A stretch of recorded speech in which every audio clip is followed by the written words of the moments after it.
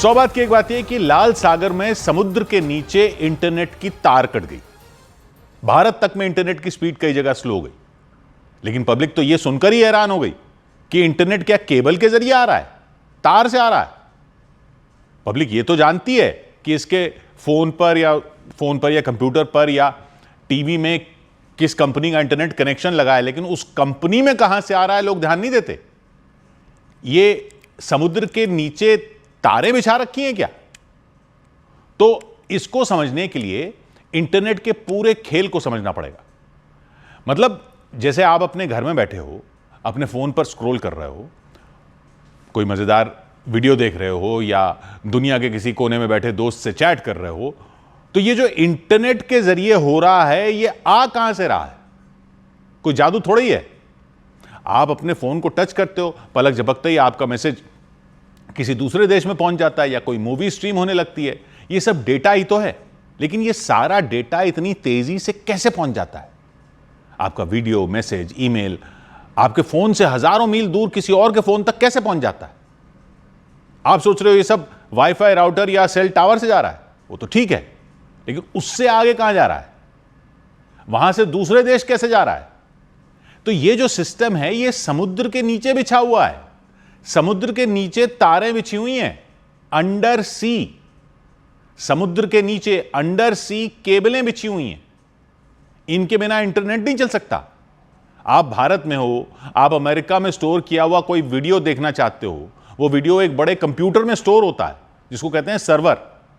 ये सर्वर समझ लो कि एक बहुत बड़ी लाइब्रेरी की तरह होता है जिसमें अरबों वीडियो पड़े हुए हैं, फोटो पड़ी हुए हैं, वेबसाइट हैं तरह तरह की।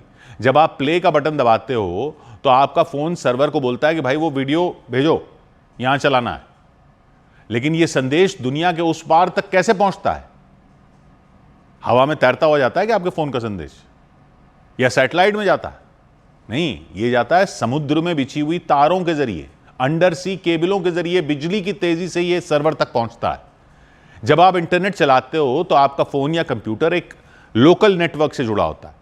हो सकता है आपके घर में वाईफाई राउटर हो, आप मोबाइल डेटा यूज कर रहे हो, सेल टावर से आ रहा हो।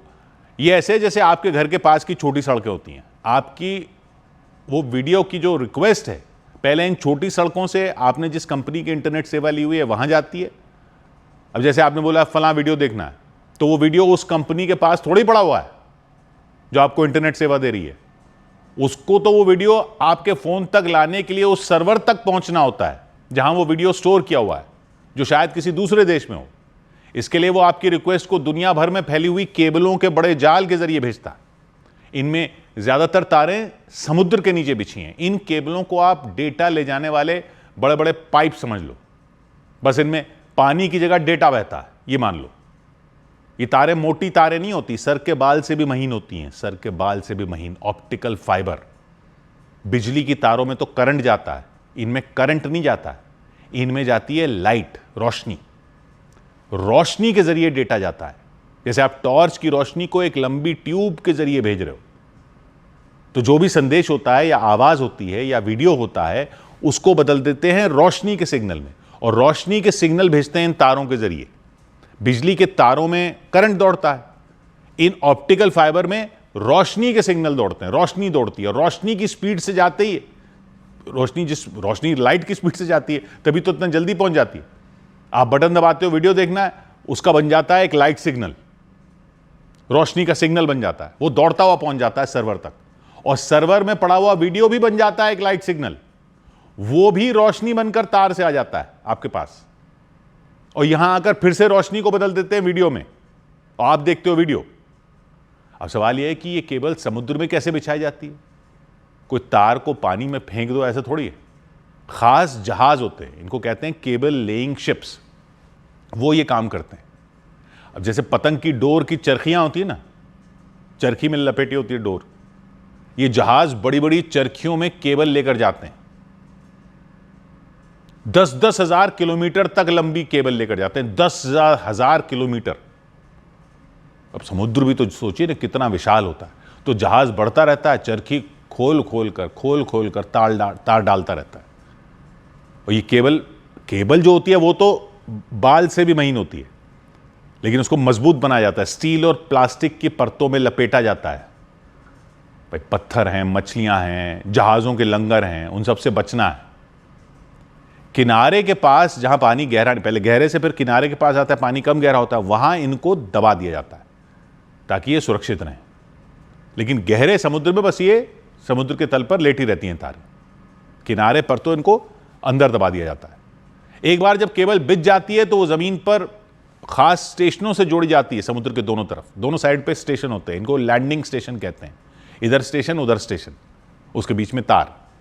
स्टेशन ऐसे होते हैं जैसे कोई शहर का मुख्य पोस्ट ऑफिस होता है ना, जनरल पोस्ट ऑफिस, जहां सारा इंटरनेट ट्रैफिक इकट्ठा होता है। भारत में मुंबई में, चेन्नई जैसे शहरों में लैंडिंग स्टेशन है। तो आपकी वीडियो की रिक्वेस्ट इस अंडर सी केबल के जरिए किसी दूसरे देश जैसे अमेरिका के लैंडिंग स्टेशन तक जाती है, जहां से दूसरे नेटवर्क को सौंप दिया जाता है, जो इसे सर्वर तक ले जाता है। फिर वीडियो उन्हीं तारों के जरिए वापस आपके फोन तक आता है। और ये सब लाइट की स्पीड से होता है, क्योंकि लाइट में ही जा रहा है, सेकंडों में जा रहा है, रोशनी के सिग्नल जा रहे हैं। लेकिन हम इन तारों पर इतना क्यों निर्भर हैं? क्या हम सैटेलाइट का इस्तेमाल नहीं कर सकते इस काम के लिए? तो वो ऐसा है कि सैटेलाइट कुछ चीजों के लिए तो अच्छी होती है, जैसे जीपीएस, टीवी सिग्नल भेजने के लिए, लेकिन इंटरनेट डेटा के लिए वो तारों से स्लो होती है। सैटेलाइट तक डेटा भेजने और वापस आने में टाइम ज्यादा लगता है, ऊपर जाता वापस आता है, और उतना डेटा हैंडल भी नहीं कर सकती जितना केबल कर सकती है। हालांकि एलॉन मस्क की कंपनी है स्टारलिंक, वो और भी कुछ कंपनी है, वो सैटेलाइट इंटरनेट के काम में लगी हुई हैं। लेकिन अभी की जो सिचुएशन है वो ये है कि दुनिया भर में जो इंटरनेट चलता है उसका 99% समुद्र के नीचे बिछी तारों के जाल से चलता है। तो अगर इंटरनेट एक हाईवे है तो सैटेलाइट छोटी सड़कें अभी जिनमें स्पीड की लिमिट है, जबकि अंडर सी केबल एक्सप्रेसवे जैसा है, बिना लिमिट के। अब सवाल यह कि तब क्या, जब यह केबल टूट जाए, जैसा कि अब हुआ, लाल सागर के नीचे केबल कट गई। वैसे तो केबल बहुत मजबूत होती है, लेकिन फिर भी कट सकती है। कभी कभी किसी जहाज का लंगर गलती से केबल को खींच लेता है, भूकंप आ जाते हैं समुद्र के तल में, वो हिला देते हैं। कोई जानबूझकर भी इन्हें काट सकता है, हालांकि ये साबित करना मुश्किल है, लेकिन ये भी हो सकता है। जब कोई केबल कटती है तो ये ऐसा है जैसे कोई बड़ा हाईवे ब्लॉक हो गया। इंटरनेट पूरी तरह बंद नहीं होता, क्योंकि कंपनियां दूसरी केबलों के जरिए डेटा को ले जाती हैं। जैसे सड़क बंद होने पर साइड के रास्ते से निकल जाते हैं, लेकिन यह करने से स्पीड कम हो जाती है, इंटरनेट की स्पीड कम हो जाती है। भारत में इंटरनेट के साथ भी ऐसा ही हुआ है। जो केबलें कटी, कौन सी, SMW4, IMEWE, वो डेटा के लिए बड़े एक्सप्रेसवे की तरह थी। जब वो कटी तो डेटा को दूसरी केबलों से भेजना पड़ा, जिससे देरी हुई। इन केबलों को ठीक करना भी बड़ा काम है। जब कोई केबल कटती है तो खास रिपेयर करने वाले जहाज भेजे जाते हैं, जो ढूंढते हैं कहां से केबल कटी है। रोबोट भेज देते हैं नीचे समुद्र में, और रोबोट ढूंढते हैं केबल कहां कटी हुई है। फिर वो केबल को ऊपर खींचते हैं, उसे ठीक करते हैं, टूटी रस्सी जैसे जोड़ते हैं, और फिर वापस नीचे डालते हैं। अब इसमें हफ्तों लग सकते हैं, क्योंकि समुद्र बहुत गहरा है और काम धीरे धीरे सावधानी से करना पड़ता है। तो इस बार जो हुआ है वो ये कि लाल सागर में कई अंडर सी केबल जो है वो कट गई, जिससे भारत, पाकिस्तान, सऊदी अरब, UAE, पश्चिम एशिया के कई हिस्सों में इंटरनेट धीमा हो गया। माइक्रोसॉफ्ट ने अपनी वेबसाइट पर बताया कि रेड सी में फाइबर केबलें कट गई। नेटब्लॉक्स भी एक कंपनी है जो इंटरनेट की निगरानी करती है, उसने बताया ये सऊदी अरब के जिद्दा के पास हुआ है, और इसमें SMW4 और IMEWE केबल सिस्टम प्रभावित हुए। SMW4 यानी south east Asia, middle east, western Europe 4, ये SMW का है, south east Asia, middle east, western Europe 4 number है केबलों के। इसको भारत की टाटा कम्युनिकेशंस चलाती है। फिर IMEWE यानी India, middle east, western Europe cable, इसको एल्केटेल ल्यूसेंट नाम की यूरोपीय कंपनियों का एक ग्रुप चलाता है। केबलों के नाम हैं, अब सब अपनी अपनी कंपनियां चलाती हैं, तार डाल रखे हैं उन्होंने, लेकिन ये तारें कटी कैसे, ये अभी साफ नहीं है। कुछ लोगों को शक है कि ये यमन के हूथी विद्रोहियों का काम हो सकता है, जो लाल सागर में जहाज़ों पर हमले कर ही रहे हैं। तो वह उन्होंने ये किया हो ताकि इजराइल पर गाजा में जंग खत्म करने का दबाव डाल सकें। हालांकि हूथी विद्रोहियों ने पहले भी ऐसी हरकतों से इनकार किया। इस बार भी उन्होंने कहा कि उन्होंने तारें नहीं काटी। लेकिन 2024 में यमन की सरकार जो हूथियों के खिलाफ है, वो विद्रोह कर रहे हैं सरकार के खिलाफ, तो उस सरकार ने चेतावनी दी थी कि हूथी विद्रोही इन केबलों को निशाना बना सकते हैं। कुछ विशेषज्ञ कह रहे हैं कि शायद किसी जहाज का लंगर गलती से केबल से टकरा गया, क्योंकि ऐसा पहले भी हो चुका है। फरवरी 2024 में लाल सागर में एक जहाज था रूबीमार, वो डूब गया था। उसका लंगर समुद्र के तल में जब गिरा तो AAE-1 और EIG ये केबलें थी, उनको नुकसान पहुंचा था। लेकिन इस बार का कारण अभी रहस्य है और जांच चल रही है। तो समझने की बात यह कि इंटरनेट को दुनिया भर में जोड़ने के लिए हजारों मील लंबी केबलें समुद्र के तल पर बिछी हुई हैं। इतनी सारी केबलें हैं, अगर इतनी सारी हैं कि अगर उन्हें सीधा करके बिछाया जाए ना तो धरती को कई बार लपेट दें, इतनी है। दुनिया में कितनी है? करीब 14 लाख किलोमीटर लंबी केबल बिछी हुई। 14 लाख किलोमीटर। और लाल सागर जैसे तेल के जहाजों के निकलने का चौक पॉइंट है, वहां से फंस जाते हैं जहाज, मतलब कि वो काफी जहाज निकलते हैं और संकरा रास्ता है। वैसे ही लाल सागर में अंडर सी केबलों का भी जाल है, उनका भी ये चौक पॉइंट है। ये एक ऐसी जगह है जहां कई केबल एक साथ इकट्ठा होती हैं, जैसे एक बड़े चौक पर कई एक्सप्रेसवे मिलते हैं। लाल सागर में 16 से ज्यादा बड़ी केबल गुजरती हैं जो एशिया और यूरोप को जोड़ती हैं, जैसे SMW4, IMEWE, AAE-1, EIG। ये केबलें यहां से होकर मिस्र की जमीन पर आती हैं और फिर भूमध्य सागर के जरिए यूरोप तक जाती हैं। लेकिन लाल सागर में ही इतनी तारें क्यों डाली गई हैं? क्योंकि रास्ता छोटा भी पड़ता है और समुद्र यहां ज्यादा गहरा नहीं है, जिससे केबल बिछाना आसान हो जाता है। लेकिन यही इसकी कमजोरी भी है, क्योंकि यहां जहाजों का आना जाना बहुत है और लंगर या किसी हमले से केबलों को न्युकसान भी हो सकता है।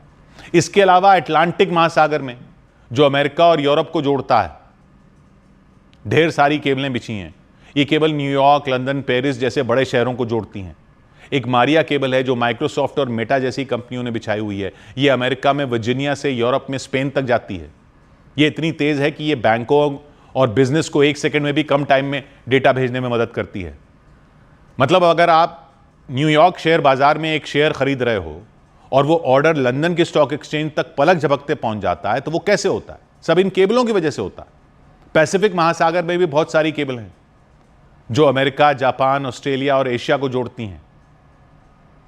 एक यूनिटी केबल है जो कैलिफोर्निया को जापान से जोड़ती है। उधर गूगल ने हाल ही में नई केबल बिछाने की घोषणा की है जो सिंगापुर और इंडोनेशिया को अमेरिका से जोड़ेंगी। ये वाला इलाका भी खास है क्योंकि यहां डेटा का बड़ा ट्रैफिक है। एशिया में साउथ चाइना सी और मलक्का स्ट्रेट भी बड़े चौक पॉइंट है। मलक्का स्ट्रेट जो सिंगापुर के पास है, एक तंग रास्ता है जहां से कई केबल गुजरती हैं जो भारत, सिंगापुर और यूरोप को जोड़ती हैं। 2022 में AAE-1 केबल यहां कट गई थी, जिससे इथियोपिया और सोमालिया जैसे देशों में इंटरनेट लगभग ठप हो गया था। ये इलाके इसलिए खतरनाक है क्योंकि यहां बहुत सारे जहाज आते जाते हैं और केबलों को लंगर या प्राकृतिक आपदाओं से नुकसान हो सकता है। बाल्टिक सी में भी कई केबल हैं जो फिनलैंड, स्वीडन और जर्मनी जैसे देशों को जोड़ती हैं। हाल ही में 2024 में यहां 2 केबल कट गई थी और लोगों को शक था कि यह रूस या चीन की हरकत हो सकती है। एक चीनी जहाज यीपेंग 3 उस इलाके में देखा गया था। यानी अब यह हाल है कि ये केबल भी किसी युद्ध में फंस सकती हैं कभी भी, क्योंकि इनके जरिए कई देशों की अर्थव्यवस्था पर चोट पहुंचाई जा सकती है। अफ्रीका के आसपास भी केबल बिछी हैं, जैसे सीकॉम और पीस केबल जो केन्या, तंजानिया और दक्षिण अफ्रीका को यूरोप और एशिया से जोड़ती हैं। 2025 में पीस केबल भी लाल सागर में कट गई थी और इसका असर एशिया से अफ्रीका तक इंटरनेट पर पड़ा था। तो यह केबलों का महाजाल है। अगली बार जब इंटरनेट धीमा हो तो समझ जाना कि यह भी हो सकता है कहीं समुद्र के नीचे कोई केबल खराब हुई हो। आपकी सांस अटक जाती है ना अगर एक वीडियो रुक जाता है तो समुद्र के नीचे बिछी 14 लाख किलोमीटर की तारों में अटकी है दुनिया की सांसें। 100 बात की एक बात।